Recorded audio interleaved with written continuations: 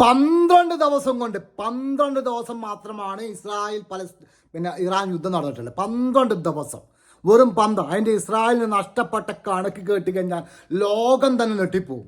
അത്രക്കും വലിയ നാശനഷ്ടങ്ങളാണ് ഇസ്രായേൽ എന്ന രാജ്യത്തിന് സംഭവിച്ചതിനുള്ള കണക്കുകൾ പുറത്തേക്ക് വരുമ്പോൾ ഓരോരോ മാധ്യമങ്ങളും, ഇസ്രായേൽ മാധ്യമങ്ങളും അല്ല ലോകത്തിലെ എല്ലാ രാജ്യത്തിലെ മാധ്യമങ്ങളും പുറത്തു വിട്ടു കൊടുക്കുകയാണ്. മനസ്സിലാക്കേണ്ട കാര്യം എന്താ അറിയോ? 40,000 വീടുകളാണ് നഷ്ടപ്പെട്ടത്. 40,000 വീടുകൾ നഷ്ടപ്പെട്ടു. അതുപോലെ തന്നെ മനസ്സിലാക്കാൻ കാര്യം അറിയോ? 30, 40, 10, 20, 30, 40 നിലയുള്ള ബിൽഡിങ്ങുകൾ അത് നഷ്ടപ്പെട്ടതാണ് അറിയോ? 10,000 മുകളിലാണ് പറയുന്നത്. ഇസ്രായേൽ എന്നുള്ള മാധ്യമങ്ങൾ പറയുന്ന വാർത്ത 10,000 മുകളിൽ എന്ന് പറയുന്നുണ്ട്. ഇസ്രായേൽ മാധ്യമം പുറത്തു കൊടുക്കുകയാണ്. നിങ്ങൾ മനസ്സിലാക്കണം, കാരണം 40 വീടുകൾ, 10,000 കണക്കിന് ബിൽഡിങ്ങുകൾ. പക്ഷെ വലിയ 30, 40 നിലയുള്ള ബിൽഡിങ്ങുകൾ എന്നാണ് പറയുന്നത്. 30, 40 ഇടയിലുള്ള ബിൽഡിങ്ങുകൾ നഷ്ടപ്പെട്ടത് 10,000 കണക്കിനാണ് പറയുന്നത്. എന്തൊക്കെ നാശനഷ്ടങ്ങളാണ് സംഭവിച്ചത്? അയൺ ഡോമുകൾ അവിടെ എന്താ പറയുക, 10,000 കണക്കിന് ആൾക്ക് മാരകമായ പരുക്കേറ്റു. അത് നൂറുകണക്കിന് ആൾക്കാർ മരണപ്പെട്ടു. ശരിക്കും പറഞ്ഞാൽ ഇസ്രായേൽ നഗരം കത്തിയിട്ടുണ്ട് 12 ദിവസം കൊണ്ടെന്നുള്ള. വെറുതെ ഒന്നല്ല നെഹന്യാവു എന്താ അറിയോ, യുദ്ധം വേണ്ട, നമുക്ക് സമാധാനം മതി, നമുക്ക് അങ്ങനെ മതി എന്ന് പറഞ്ഞ് ജീവിക്കാൻ തുടങ്ങിയത്. അല്ലെങ്കിൽ ഇറാനുമായിട്ടുള്ള യുദ്ധം അവസാനിപ്പിക്കാൻ വേണ്ടി അമേരിക്കയുടെ കാല് പോയി പിടിച്ചത്. എല്ലാ തരത്തിലും ഇറാന് ശരിക്കും വെള്ളം കുടിപ്പിച്ചിട്ടുണ്ടെന്നാണ് മനസ്സിലാക്കാൻ പറ്റുന്നത്, അല്ലേ? ശരിക്കും വെള്ളം കുടിച്ചിട്ടുണ്ട് ഇറാൻ എന്ന രാജ്യം, അല്ലെ ഇസ്രായേൽ എന്ന രാജ്യം. സത്യം പറഞ്ഞാൽ അതാണ് സത്യം. ഇറാനും ഒരുപാട് നഷ്ടങ്ങൾ ഉണ്ടായിട്ടുണ്ട്. പക്ഷേ നഷ്ടങ്ങളെ കണക്ക് പറയാൻ ഇസ്രായേലിന് ഇതുവരെ ഉണ്ടായിട്ടില്ലായിരുന്നു. ഇത്രയും വലിയ നഷ്ടങ്ങൾ ഇസ്രായേലിന് സംഭവിച്ചിട്ടില്ലായിരുന്നു. 12 ദിവസം കൊണ്ട് എന്താ പറയുക, കരിമ്പത്തോട്ടത്തിൽ ആന കയറിയ മാതിരി ഇറാൻ പോയി നിരങ്ങിയതാണ്. ഇറാൻ്റെ മിസൈലുകൾ പോയി പാഞ്ഞ് പഠിച്ച് തകർത്താടിയതാണ്. വെറുതെ അല്ല.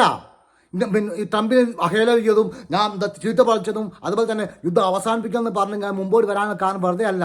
ഇസ്രായേൽ രാജ്യം നശിക്കും എന്നറിയാവുന്നത് കൊണ്ടാണ്.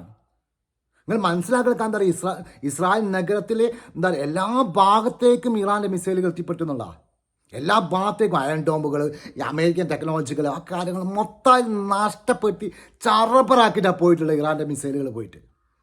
എല്ലാ രൂപത്തിലും ഇറാനാണ് ഏത് കാര്യത്തിലാണോ ഇറാന് യുദ്ധത്തിലേക്ക്, എന്ത് കാര്യത്തിലാണ് ഇസ്രായേൽ യുദ്ധം ചെയ്തത്?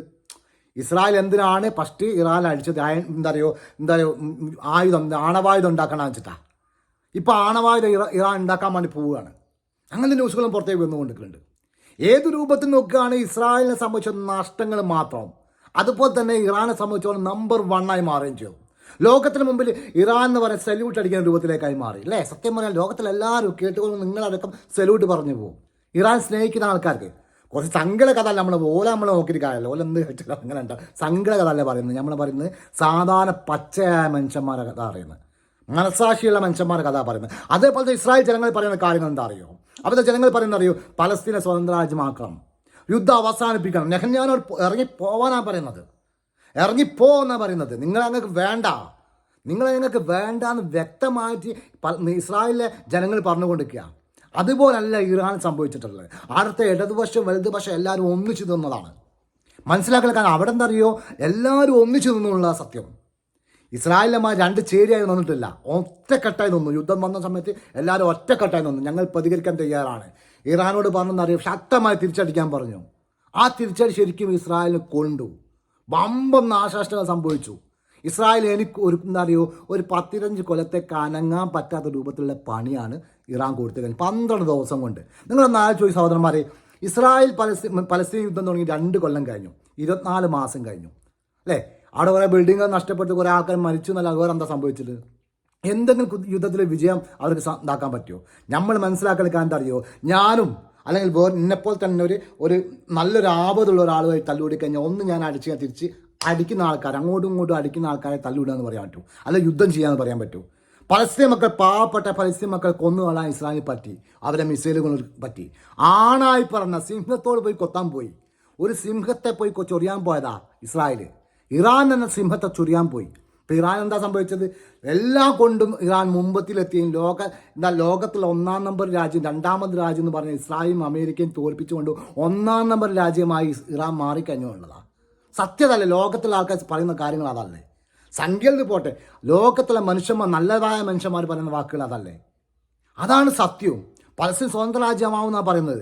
ഈ ഹമാസിനെ പറഞ്ഞ ശക്തമായിട്ടുള്ള ആക്രമണമുണ്ട്. എൻ്റെ വീഡിയോ ഫുള്ളായി കാണാൻ ശ്രമിക്കുക. എൻ്റെ വീഡിയോ കണ്ടു കഴിഞ്ഞാൽ സബ്സ്ക്രൈബ് ചെയ്യാൻ ശ്രമിക്കുക. അതുപോലെ തന്നെ ബെൽഡയിലൊക്കെ എപ്പോഴും എന്താ പറയുക, ഞാനിടുന്ന വീഡിയോസ് അങ്ങോട്ടും ഇങ്ങോട്ടും എത്തണമെന്നുണ്ടെങ്കിൽ പെട്ടെന്ന് തന്നെ എന്ത് അറിയോ, ബെല്ലേക്ക് നോക്കി കഴിഞ്ഞാൽ ഞാൻ ഇടുന്ന വീഡിയോസ് നിങ്ങളെ ഇതിലേക്ക് പെട്ടെന്ന് എത്തും. സത്യസന്ധമായ ന്യൂസുകൾ പറയുക, സത്യം വിളിച്ച് പറയും. സത്യം ആരെയും പേടിയിലല്ല, വിളിച്ച് പറയും. ശത്രുക്കൾ ഉണ്ടാവാം, അതൊന്നും നമ്മളെ സംബന്ധിച്ചുള്ള ഒരു പ്രശ്നമുള്ള കേസേ അല്ല. നമ്മൾ സത്യം വിളിച്ച് പറയും. അതുപോലെ തന്നെ എന്താ പറയുക, നമ്മൾ വിളിച്ച് പറയേണ്ട കാര്യങ്ങൾ പറയേണ്ട സമയത്ത് പറയേണ്ട രീതിയിൽ നമ്മൾ പറയും. ഒരു സംശയ കാര്യത്തിലില്ല. ആരെയും നമുക്ക് അക്കാര്യത്തൊന്നും പേടിയിട്ട് കാര്യം. സത്യം വിളിച്ച് പറയുന്ന ആൾക്കാർ ശത്രുത കൂടും. അത് നമുക്കൊരു വിഷയമായിട്ട് വന്ന പ്രശ്നമേ അല്ല. Thank you very much.